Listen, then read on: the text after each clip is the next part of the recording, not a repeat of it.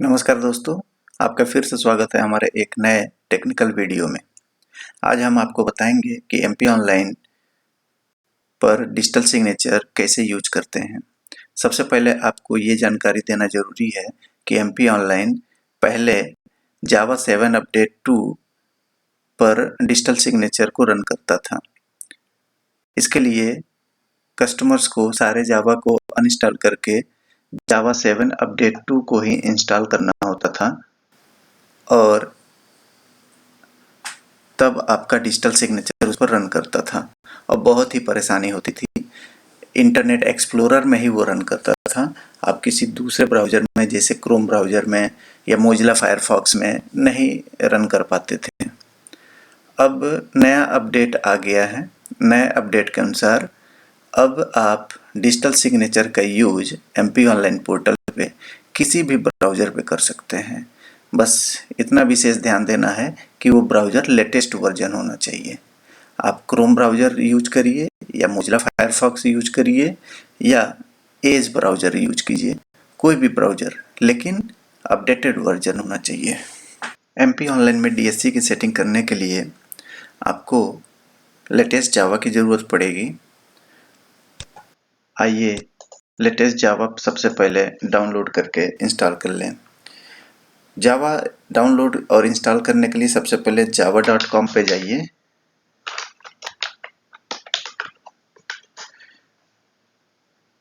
java.com पे जाके download जावा पर क्लिक कीजिए। डाउनलोड जावा पर क्लिक करेंगे तो आपको बहुत लोग यहीं से डाउनलोड जावा पर क्लिक करके जावा को डाउनलोड और इंस्टॉल कर लेते हैं। लेकिन ध्यान दीजिए दोस्तों, यहाँ पे देख रहे होंगे ये 64 बिट जावा फॉर विंडो लिखा हुआ है। विशेष यहीं पर ध्यान देना है। यहाँ 64 बिट जावा फॉर विंडोज लिखा है, लेकिन आपका अगर पीसी 32 बिट का है, कैसे चेक करते हैं? दिस पीसी पे जाइए, फिर से दिखा देते हैं आपको। दिस पीसी पर क्लिक कीजिए, राइट क्लिक, प्रॉपर्टीज में जाइए और यहाँ पे आपको पता चल जाएगा कि आपका पीसी 32 बिट का है या 64 बिट का है। आप यहाँ पे देखेंगे सिस्टम टाइप यहाँ पर देखेंगे 64 बिट लिखा हुआ है। 64 बिट ऑपरेटिंग सिस्टम, मतलब मेरा जो सिस्टम है 64 बिट ऑपरेटिंग सिस्टम है।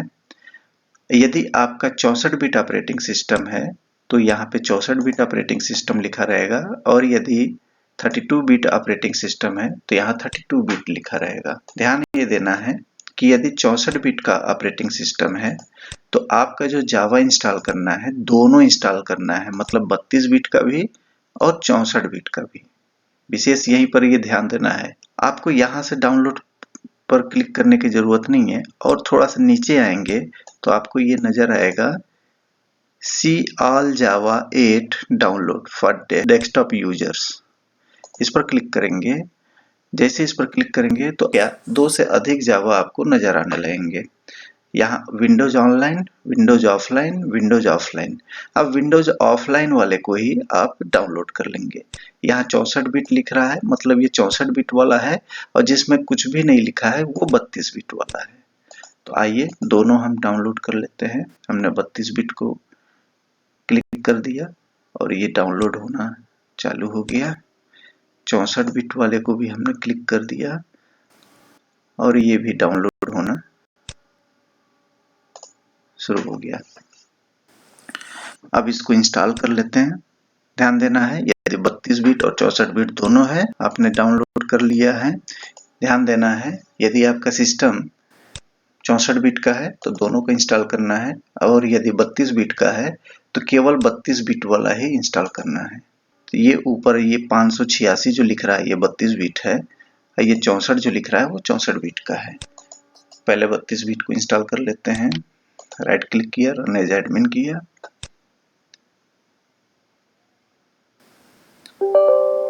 Yes, install. दोस्तों कभी कभी देखा होगा आप, कोई सॉफ्टवेयर को इंस्टॉल करते हैं तो उसमें DLL एरर आ जाता है। इस टाइप का DLL एरर आता है, इस टाइप का। मैसेज ये रहता है कि .dll is missing from your computer. तो इस केस में क्या है, आपका सॉफ्टवेयर इंस्टॉल नहीं हो पाता है। और कई बार कई ऐसे हमारे जानने पहचानने वाले हैं जो हमसे कॉल करके पूछते रहते हैं कि इसका क्या सॉल्यूशन है। कुछ तो ऐसे लोग बता देते हैं कि इसका बस कोई सॉल्यूशन नहीं, सिस्टम को फॉर्मेट कर दीजिए। दोस्तों, ये फॉर्मेट करना एक सॉल्यूशन नहीं होता है। इसके लिए मैंने एक अलग से वीडियो बना दिया है, और अलग से वीडियो बनाकर मैंने अपने चैनल पे ही अपलोड कर दिया है। आप वहां पर देख सकते हैं DLL एरर को कैसे आप फिक्स कर सकते हैं। जावा ये इंस्टॉल हो रहा है। 32 बिट का जावा इंस्टॉल होने के बाद 64 बिट का हम जावा इंस्टॉल करेंगे।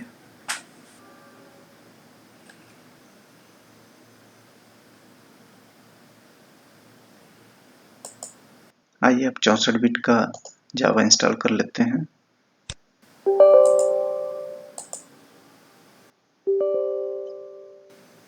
ये जावा इंस्टॉल होना चालू हो गया, बहुत ही जल्दी ये इंस्टॉल हो जाएगा।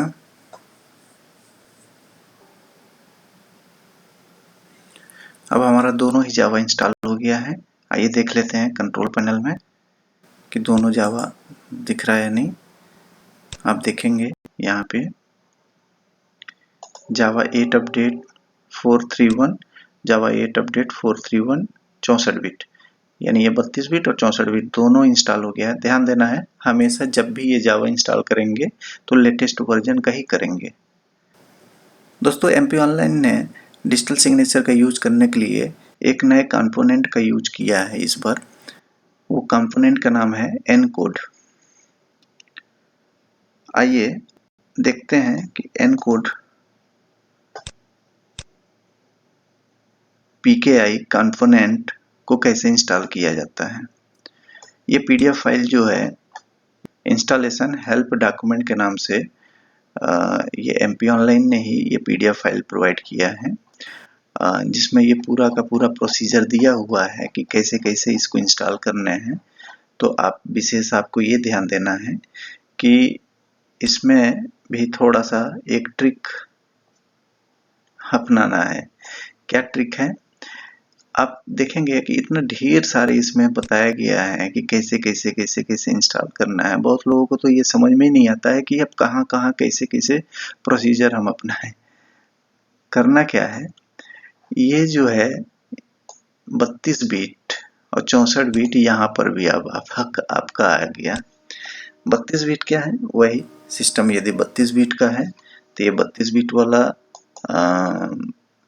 ये सॉफ्टवेयर इंस्टॉल करेंगे।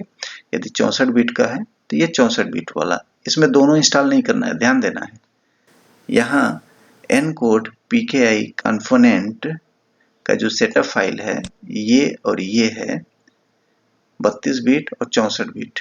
ये सेटअप फाइल मैं आपको डिस्क्रिप्शन में लिंक में प्रोवाइड कर दूंगा। एक मेरा वेबसाइट है, वेबसाइट का नाम है RSPARVAT.in। ये वेबसाइट है। ये वेबसाइट को जैसे ही आप ओपन करेंगे, डाउनलोड सेक्शन में जाकर आप ये दोनों सॉफ्टवेयर डाउनलोड कर सकते हैं। ये डाउनलोड सेक्शन है। डाउनलोड सेक्शन में जैसे ही जाएंगे आपको MP online DSC setting 32 bit PC के लिए और MP online DSC setting 64 bit PC के लिए आपको मिल जाएगा। ध्यान देना है, यहीं पर आपको आपके डिजिटल सिग्नेचर का ड्राइवर, जो डिजिटल सिग्नेचर का जो टोकन है, टोकन का ड्राइवर HYP यानी E-पास वाला ड्राइवर भी आपको मिल जाएगा, और प्रॉक्सी टोकन का भी, वॉच डाटा प्रॉक्सी टोकन का भी ड्राइवर आपको मिल जाएगा। यहाँ से डाउनलोड कर सकते हैं।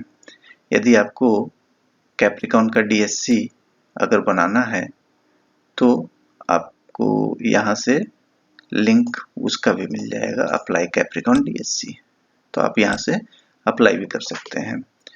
दोस्तों, ये लिंक मैं आपको डिस्क्रिप्शन बॉक्स में दे दूंगा। आइए, अगर आपका मान लेते हैं कि 64 बिट का अगर PC है तो मैं 64 बिट वाला सॉफ्टवेयर को डाउनलोड करता हूँ। जैसे ही क्लिक किया डाउनलोड होना स्टार्ट हो जाएगा और मैं किसी फोल्डर के अंदर उसको डाउनलोड कर लेता हूँ। दोस्तों ये मेरा 64 बिट वाला सॉफ्टवेयर जो है डाउनलोड हो गया है।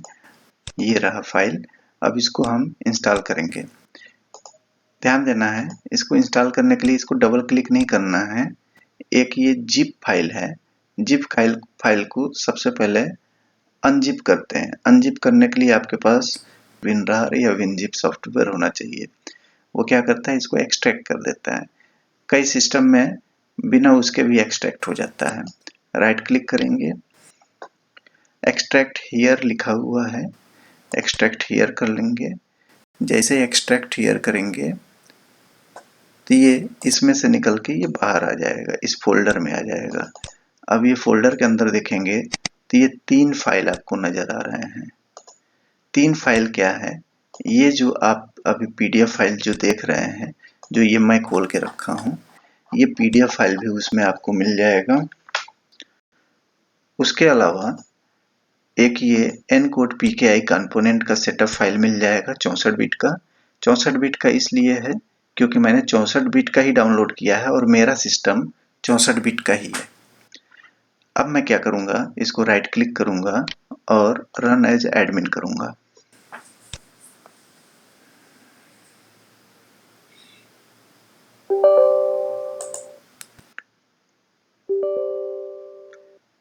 ये सॉफ्टवेयर को चलिए इंस्टॉल कर लेते हैं। Next agree.